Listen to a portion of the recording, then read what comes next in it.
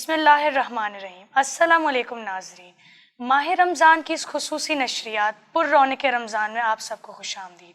میں ہوں سمر دعا اور میرے ساتھ موجود ہیں ساجد حسین صاحب، اور ہماری طرف سے ماہ رمضان کی تمام خوشیاں، عبادتیں، رونقیں اور برکتیں آپ سب کو بہت بہت مبارک ہوں۔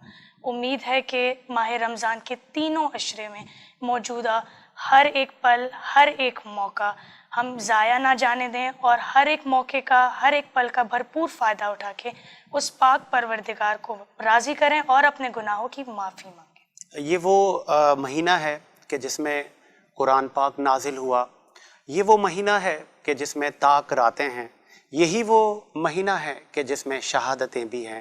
ہماری کوشش ہے کہ جس طرح پہلا افطار ٹرانسمیشن ہم کر رہے ہیں، پہلے رمضان کی کیا فضیلتیں ہیں، پہلے عشرے کی کس طرح سے پہلے عشرے میں عبادتیں کرنی چاہیے، ہسٹری ہمیں تاریخ کیا بتاتی ہے، اس حوالے سے بھی ہم اپنے پینل میں اور جہاں آج جو اسٹوڈیو میں ہم نے جن اپنے مہمانوں کو مدعو کیا ہے ان سے بھی بات کریں گے۔ سب سے پہلے میں تعارف کرواؤں گا، میرے ساتھ موجود ہیں محفوظ عرسانی صاحب، آپ سینئر پولیٹیشین ہیں، بہت شکریہ محفوظ صاحب آپ نے ٹائم دیا۔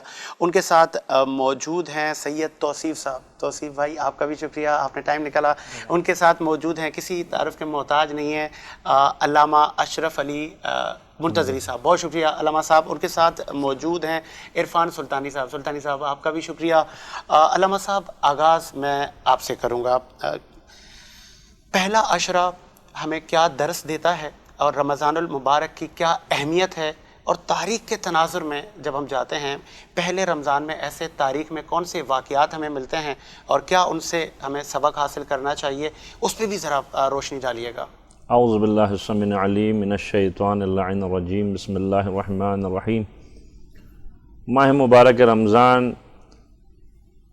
عبد کو معبود سے ملانے کا مہینہ ہے، سبحان اللہ۔ اس کے علاوہ گناہوں سے مغفرت کا مہینہ ہے، یتیموں پہ، مسکینوں پہ اور معاشرے کے ٹھکرائے ہوئے افراد کہ جن کا خدا کے سوا کوئی پرسان حال نہیں ہے، ان کی دادرسی کا مہینہ ہے۔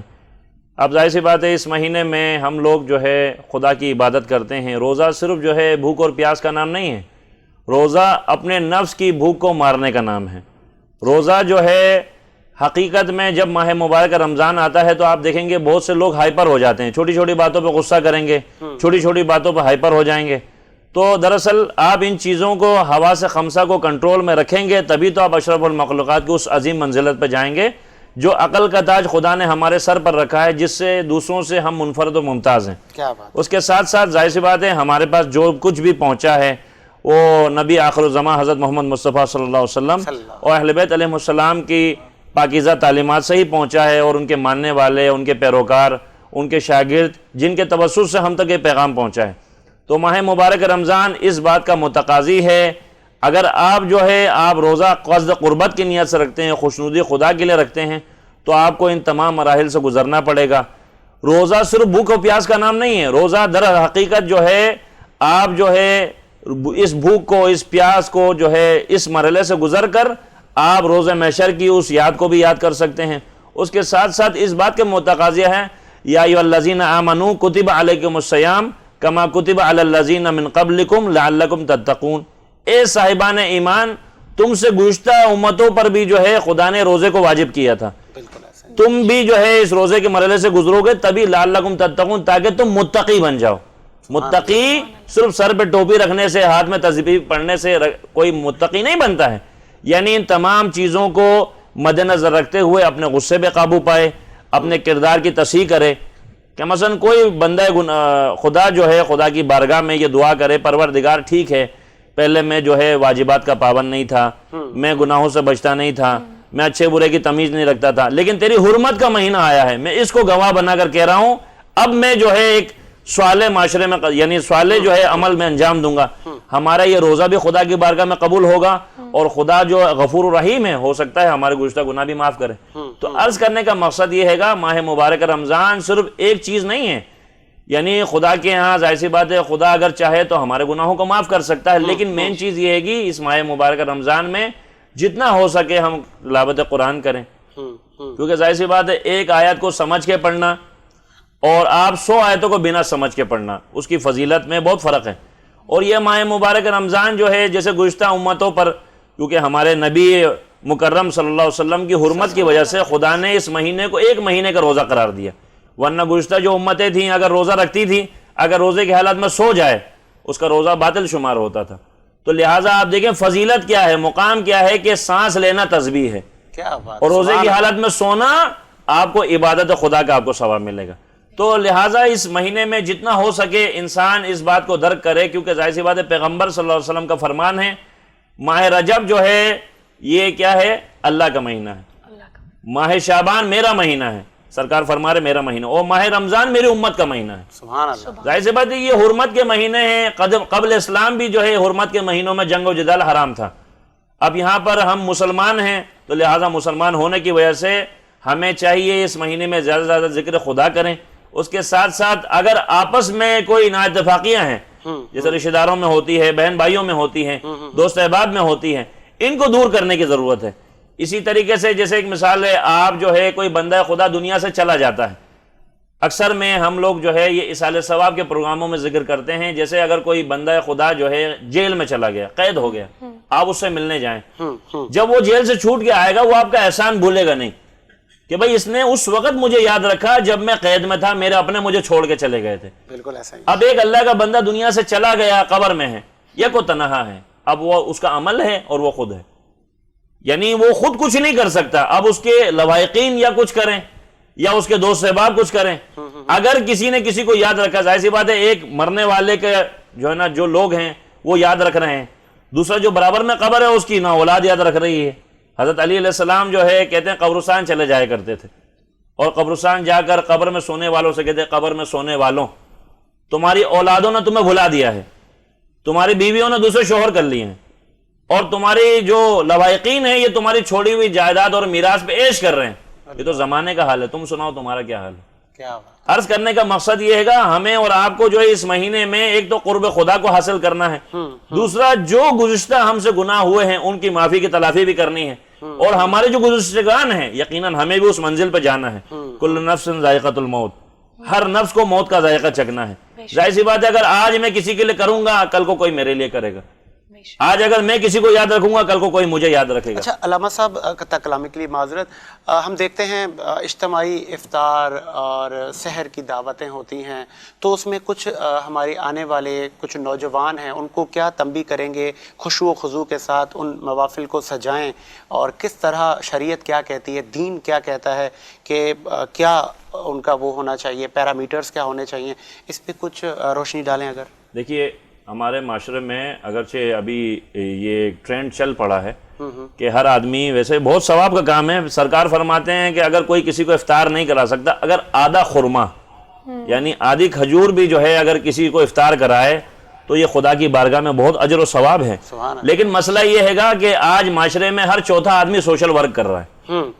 ہم عموماً احادیث میں پڑھتے ہیں، روایتوں سے ثابت ہے کہ 5 محرکات صدقے کے، صدقہ یہ بھی صدقہ جاریہ ہے نا، کسی کو کھانا کھلانا، کسی کی سقائی کرنا، کسی کو پانی پلانا، بہت ثواب کا کام ہے، لیکن 5 محرکات ہے جس کے بغیر آپ کو کوئی صدقہ قابل قبول نہیں ہے۔ سب سے افضل ترین صدقہ ماں باپ کو دینا، اس کے بعد بہن بھائی، تیسرے نمبر پر رشتہ دار، چوتھے نمبر پہ ہمسایہ، اس کے بعد پھر عام عوام۔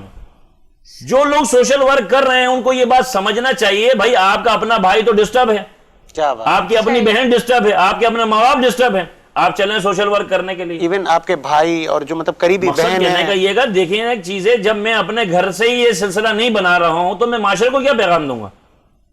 مثلا میرے اپنے ماں باپ ڈسٹرب ہیں، میرے بہن بھائی ڈسٹرب ہیں، میرے رشتہ دار ڈسٹرب ہیں، اور میں چلا ہوں سوشل ورک کر لی۔ سوشل ورک کرنا اگرچہ بری بات نہیں ہے، بہت افضل کام ہے، یہ ہر آدمی کے لیے باعث نہیں ہے، ہر آدمی کے اتنی توفیق نہیں ملتی ہے، لیکن مسئلہ یہ ہے سب سے پہلے آپ اپنے گھر والوں کو دیکھیں، اپنے بہن بھائیوں کو دیکھیں۔ میں نے آپ سے عرض کیا صدقے کے محرک، یہ بھی صدقے میں آتا ہے۔ صدقہ کیا ہے؟ مثلا کسی سے آپ اچھی گفتگو کریں، یہ بھی صدقہ جاریہ ہے، لیکن چونکہ کسی خدا کے بندے کو سیراب کرنا، کھانا کھلانا، جیسے ایک مثال ہے، یہ تو ظاہر سی بات ہے پیغمبر صلی اللہ علیہ وسلم کی سنت ہے، اہل بیت علیہ السلام کی سنت ہے، آپ کے در سے کوئی بھی خالی ہاتھ نہیں گیا ہے۔ کیا بات ہے، سبحان اللہ، ایسا ہی تو کہنے کا مقصد ہے کہ ہمارے لیے بھی تو ایک بہتر ہے نا، بحیثیت مسلمان، بحیثیت مومن، ہم چاہیں کہ خدا کا قرب حاصل کریں تو ہمیں ان کی سیرت کو مد نظر رکھنا پڑے گا کہ انہوں نے کس طریقے سے ماہ رمضان کو گزارا۔ امام زین العابدین علیہ الصلوۃ والسلام صحیفہ کاملہ میں موجود ہے، جو آپ کی دعاؤں کا مجموعہ ہے. کہتے ہیں کہ جب وہ ان کی عبادت کو دیکھتے تھے تو لوگ کہتے تھے کہ بھئی آپ اتنی عبادت نہ کریں. کہا میرے دادا علی ابن ابی طالب علیہ السلام کی عبادت کے صحیفے کو جب میں پڑھتا ہوں تو کجا علی ابن ابی طالب کی عبادت اور کجا علی ابن الحسین، یعنی میرے دادا کی عبادت کہاں اور ان کا پوتا علی ابن الحسین سید سجاد کہاں.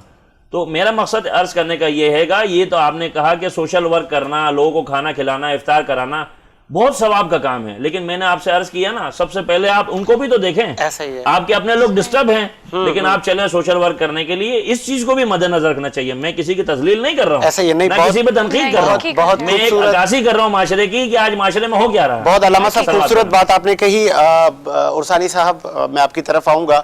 اتحاد بین المسلمین اور تمام ہی مکاتب فکر کو جوڑنا یہ حکومتوں اور ریاستوں کا بھی کام ہے.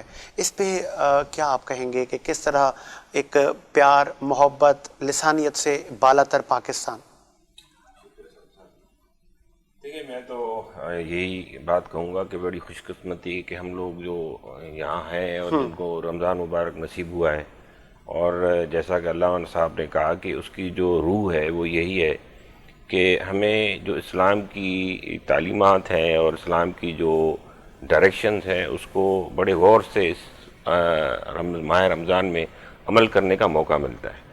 تو جہاں بھائی چارہ، اخوت، جہاں پہ پیس، امن، یہ ساری چیزیں ہمارے معاشرے میں اب کم ہوتی چلی جا رہی ہیں، اور میں سمجھتا ہوں کہ ان سب چیزوں کا ایک دفعہ ہمیں پھر دوبارہ سے اس طرح لے کے آنا پڑے گا جس سے ہم اسلام اور دین اور اس کی جو تعلیمات ہیں اس کے مطابق چلتے ہیں.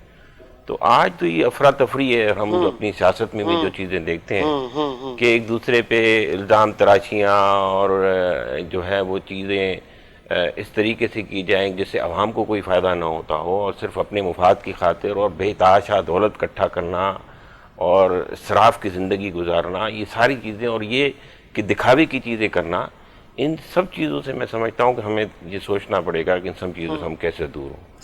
تو میں سمجھتا ہوں کہ یہ امن کا جو ہے وہ مہینہ ہے. اس میں وہ سارے جو ڈفرینسز ہیں وہ ختم ہو جانے چاہیے، اور ہمیں مل جل کے اس ملک کے لیے، اس قوم کے لیے کام کرنا چاہیے ایک طرف. دوسری بات میں یہ بھی کہتا چلوں کہ جو کووڈ جو سلسلہ چل رہا ہے 1 سال سے زیادہ ہو گیا ہے، اور ماہ رمضان میں ہمیں خدا کی عبادت کرنے کا بھی موقع ملتا ہے، اس میں زیادہ وقت صرف کرنا چاہیے، قرآن شریف کو زیادہ پڑھنا، سمجھ کے پڑھنا چاہیے. تو ایک موقع یہ بھی ہے کہ ہم کچھ اس قسم کی ایکٹیویٹیز کو کم کریں جو کہ غیر ضروری ایکٹیویٹیز ہیں. میرا اپنا خیال یہ ہے کہ رمضان ایک ایسا موقع ہے جس میں ہم اس ایکٹیویٹیز کو کم کر کے یہ جو کووڈ کا جو سلسلہ پھیل رہا ہے، خاص طور پہ جو تھرڈ جو ہے، اس کو بڑے اچھے ایسے طریقے سے کنٹرول کیا جا سکتا ہے. کاؤنسلنگ کرنی چاہیے، کانفرنس کا انعقاد کرنا چاہیے، ان کو اویئرنیس دی جائے. یہ آپ بے تحاشا دولت لٹا کے اور آپ اس طریقے سے جو ہے نا وہ گیدرنگز کرتے ہیں اور اس طریقے کی جو ایکٹیویٹیز کرتے ہیں، غیر ضروری ایکٹیویٹیز کرتے ہیں، پھر خود کو خوش کرنے کے لیے جو ہے بہت ساری چیزیں کی جاتی ہیں.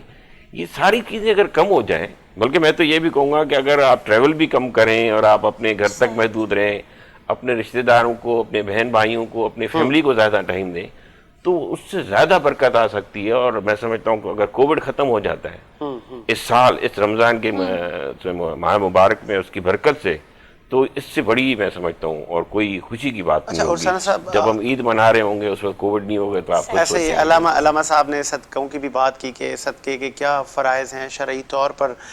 اکثر ہم دیکھتے ہیں دسترخوان سجے ہیں، ٹھیک ہے، بہت اچھا عمل ہے خدا کی مخلوق کی خدمت کرنا. کیا ہی اچھا ہو کہ ان کو خود کفیل بنایا جائے کہ بہت ساری فیملیز بھوکی تو بیٹھی رہتی ہیں لیکن وہ آتی نہیں ہیں. پردے کا معاملہ ہے، پھر سید و سادات کا معاملہ ہے. تو خود کفیل بنانے کے لیے کیا اقدامات کرنے چاہیے؟ چھوٹے چھوٹے روزگار ہم دے سکتے ہیں، نوکریاں ہم دے سکتے ہیں لوگوں کو. یہ فلاحی تنظیمیں ٹھیک ہے اچھا کام کری، اس پہ آپ کو نہیں لگتا کہ مزید کچھ کرنے کی ضرورت ہے؟ دیکھیں میں نے وہی کہا کہ حکومتوں کو، حکومت ہماری پی ٹی آئی کی بھی حکومت ہے، پیپلز پارٹی کی حکومت ہے، اور کئی جماعتیں جو ہیں اس حکومت میں شامل بھی ہیں. تو تقریباً سارے ہی وہ لوگ ہیں سیاستدان جو پچھلے کئی ادوار سے جو ہے وہ کسی نہ کسی طرح حکومت کے حصے رہے ہیں. لیکن اگر آپ عوام کے لیے سوچیں گے تو اس ملک میں کوئی کمی نہیں ہے. یعنی اگر اس کی جو کیپیسٹی ہے، جس کیپیسٹی پہ ملک صرف اپنے آپ کے انتشار اور اپنے آپ کی لڑائیوں میں انہوں نے اس ملک کو تباہ و برباد کر دیا. اگر آپ آج سوچنا یہ شروع کریں کہ ہم اس ساری قوم کو ایک اچھی ایک جو ہے وہ قوم بنائیں، تو یقیناً پڑھائی لکھائی کے ساتھ یہ جتنی بھی آپ کی یعنی لازمی باتیں، ہم سب کے سب جو ہے وہ کوئی پڑھے لکھے ہونا ضروری ہے. آج کے دور کے حوالے سے جو بھی آپ ذرائع معاش کی بات کرتے ہیں اس میں اسپیشلائزیشن ہونا ضروری ہے. ان ساری چیزوں کو ڈیولپ کرنے کے لیے آپ کو وہ ساری چیزیں ایک طرف رکھنی پڑیں گی جس کو آپ بقول سیاست کہتے ہیں کہ جی یہ سیاست کر رہے ہیں. میں سمجھتا ہوں وہ سیاست نہیں ہے، وہ ایک قسم کی شیطانی کھیل کھیلا جا رہا ہے اور کئی سالوں سے کھیلا. اگر وہ ختم کر دیں تو اس پاکستان میں یہ لاکھوں روزگار بھی پیدا ہو سکتے ہیں، لاکھوں کروڑوں بچے کو تعلیم بھی مل سکتی ہے، ٹریننگز بھی مل سکتی ہیں، ایک بڑا جامع قسم کا پروگرام بن سکتا ہے. اور ہم کراچی میں بیٹھے ہوئے ہیں، آپ یقین کریں کراچی کے حوالے سے کافی ہم لوگ گفتگو شنید کرتے رہتے ہیں، بہت سارے پلان بنے بھی ہیں جس میں آگے چل کے ایک بہت وسیع جو ہے وہ ایک سیٹ اپ بننے جا رہا ہے. لیکن یہ کہ خدا کرے کہ یہ سارے لوگ آپس میں اکٹھے ہو کے عوام کے لیے سوچیں اور اس طرف سوچیں گے، اور اللہ چاہے اس کووڈ جیسی اس وبا سے بھی پاکستان کو چھٹکارا ملے. بالکل میں سمجھتا ہوں اگر اللہ کو حضر ناظر سمجھ کے اور اس کے خوف کے کو سمجھ کے اور قرآن شریف کو سمجھ کے اگر ہم کام کریں گے تو وہ وقت دور نہیں کہ پاکستان تو سب کچھ ہے اس میں. پاکستان میں دریا بھی ہیں تو پہاڑ بھی ہیں تو ریگستان بھی ہیں تو صحرا بھی ہیں، زرخیز مٹی بھی ہے، کیا نہیں ہے پاکستان کے ایسے ہی ہے. اور مگر ہم یہی سنتے چلے آ رہے ہیں کہ جی بہت اچھا ملک ہے، بڑی زرخیز زمین ہے، مگر کچھ ہو نہیں پا رہا. لیکن اگر ایک دفعہ ہم سوچ تبدیل کر دیں گے، بات ہے سوچ تبدیل کرنے کی، where there is a will there is a way.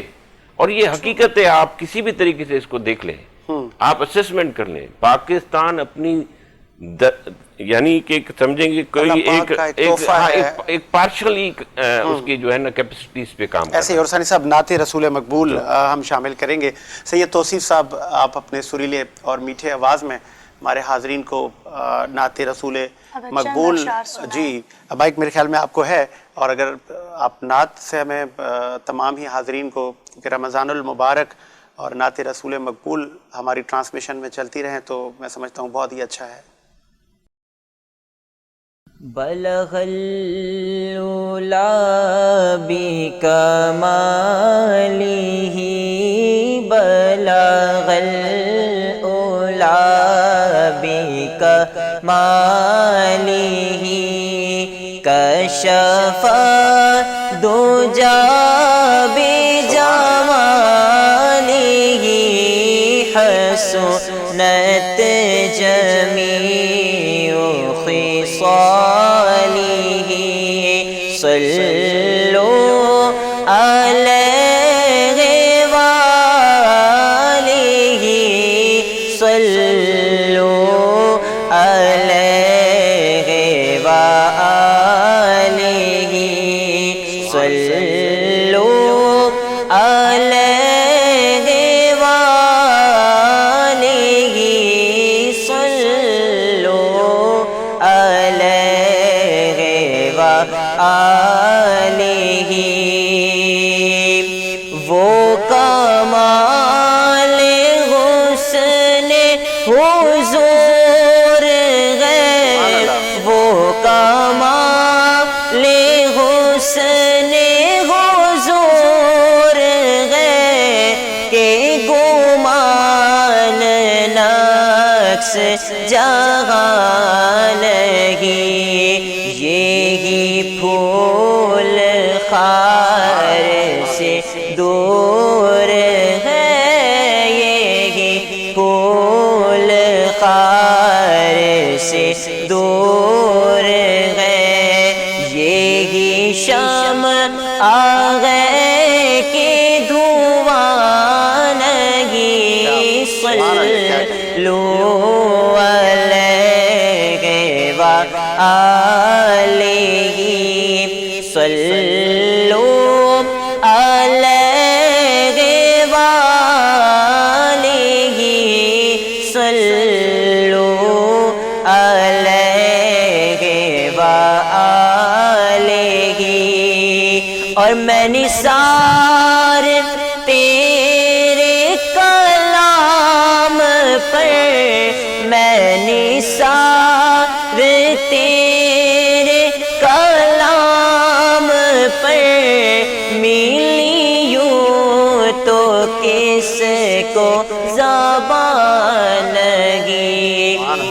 سخر ہے جس میں سخر نہ ہو، وہ سخر ہے جس میں سخر نہ ہو، وہ بیان ہے جس کا بیان نہیں، صلو علیہ وآلہ، صلو علیہ وآلہ، صلو علیہ وآلہ۔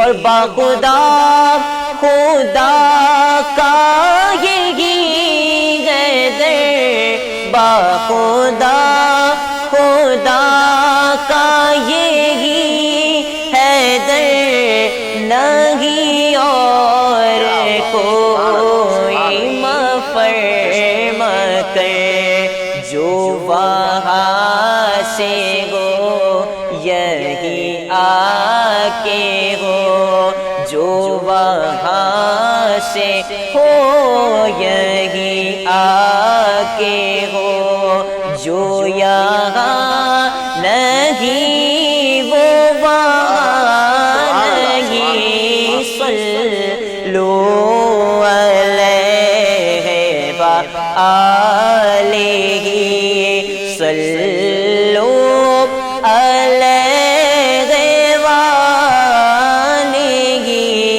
صلو علیہ وآلہ۔